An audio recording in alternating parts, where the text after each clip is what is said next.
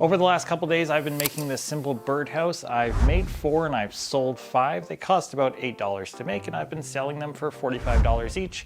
I'm on my last one and today I'm going to show you how to make them. Let's get into it, but first, this video has a sponsor, my buddy Marvin from Dexcent. Let's take a look. When you think about woodworking tools and tools in general, Japanese made has always been the gold standard of quality, and they've sent just a few over to me to take a look at, and I'm honestly extremely impressed with the quality of these tools. Why are you slamming doors? And I recommend, just even if you're not buying anything, browse the website, take a look, because they've got some really cool and very nice looking things. And you guys may know I don't do fine woodworking, so sending me fine woodworking tools is somewhat comical. Okay, for materials, we are going to need some 1x6 and some 1x8. We don't even need a lot of either one of these. So let's just go over to the land of measuring. We're going to go over all the measurements that you need to do, and then we'll slap and chop. I was about to grab a pencil. We're not using a pencil. All right, so the first thing that we need to measure out of our 1x6 is we need a 8.5 inch piece. This is going to be the bottom. Make a little mark. Line this up. And now we know where to cut. The next thing we need to do is we need to make 2 8-inch pieces out of our 1x6, and we need to make 1 10-inch piece out of our 1x6 as well. Okay, now for my 1x8, we only need to cut out 2 pieces. We need a 12-inch piece, and that's going to be the roof, and then we need a 8.5-inch piece, which is going to be the back. Just saying, guys, you need to subscribe and like this video so that I can afford another camera and then I can film from both angles at the same time. This is killing my knees, and I'm a young man. Yet, man is debatable. I'm young.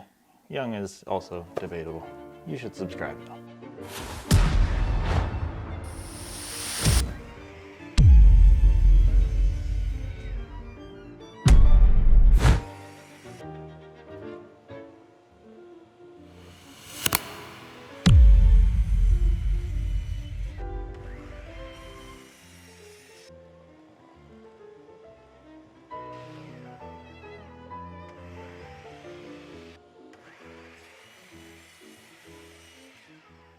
All right, so this customer wanted me to do something a little bit different for the sidewall designs. Normally I've just been doing a big, like 3-inch circle on the sides, but they want to do something slightly different.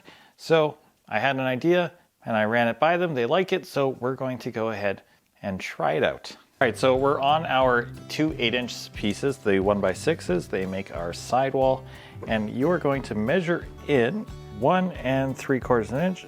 I'm just going to use my pencil just so I can see the mark. You can do that from both sides.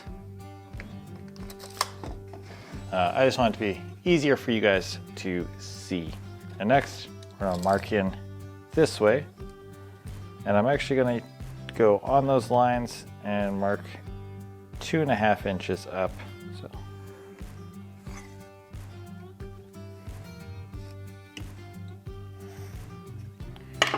All right, we got our cross points. Let's just punch some holes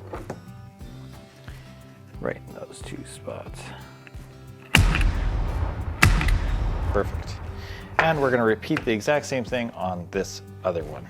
And so you guys know, I'm using a 1 1/8 inch Forstner bit. I'll tell you one thing, the Forstner bits are not Japanese made. Okay, next I'm going to use the marking gauge, both sides of it, perfect as I can.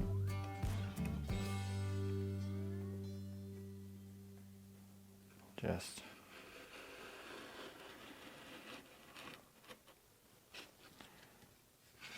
like that. So you repeat that on the other one as well, and then we're going to cut out those after. We're going to do a bevel here first. The bevel that we're doing is just 10 degrees, nothing crazy. I made my first cut. I planned to sneak up on it, but I got really lucky. I tried again and I failed. So then I stacked my pieces to make sure they were exactly the same and made that cut one more time. Now we need to match that 10-degree bevel for the back wall of the birdhouse. Setting your table saw to 80 degrees will match that, and I set the distance of mine at 7 1/16 of an inch. Make that cut, and then I went over to the bandsaw to finish cutting out my design. I used a router to soften all those inside edges and sanded away all of the ugly.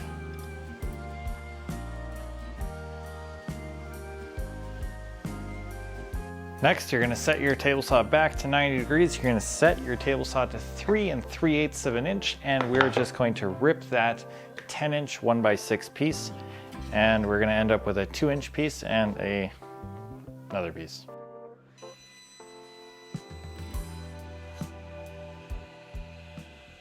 This piece that's a little bit wider is going to end up on the front. This will end up on the back. All right, so we're ready for assembly. So get your buddy Brad, get some glue, and let's start putting this thing together.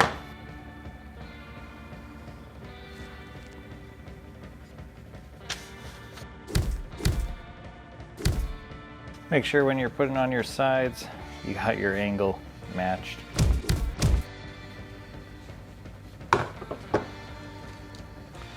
Our back piece, which we did the angle on the table saw, gonna slide right in here. And then we attach the roof and do your best to make it centered. Perfect. And put our last piece on the front, just like so. And now I just go over with the sander one last time and get everything cleaned up. I pre-drill a couple holes to mount this to the back of the birdhouse. Now for me, I like to measure up about 3 inches from the bottom, and that's where I put this. A quick little line. If you're enjoying this video, if you can take a quick second to like and subscribe and hype, thank you very much. 2 more holes.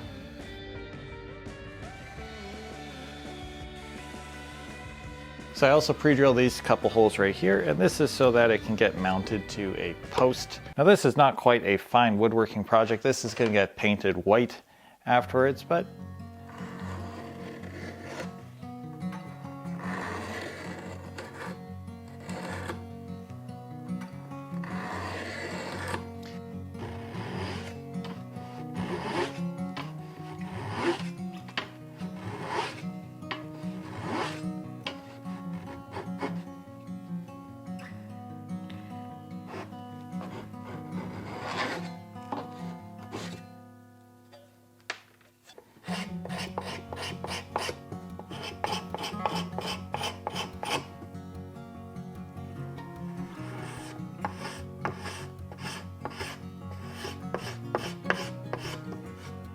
all right, so we are done constructing it. All that I have left to do is I actually paint this, not spray paint, but I use a paint sprayer, and I spray them white or whatever color they want, but white is what I've been doing.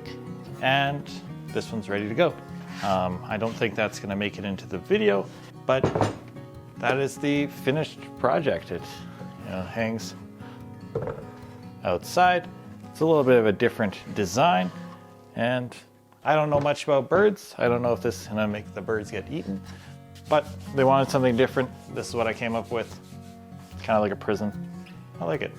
All right, so we're nearing the end of the video. I just want to say one more quick thank you to DexSend for sending me all of these tools, and I hope you guys enjoyed the video, and I hope you guys take a look at the DexSend website. It'll be posted in the description below, as well as if you're buying something, use the code, get 10% off, save yourselves a little bit of money.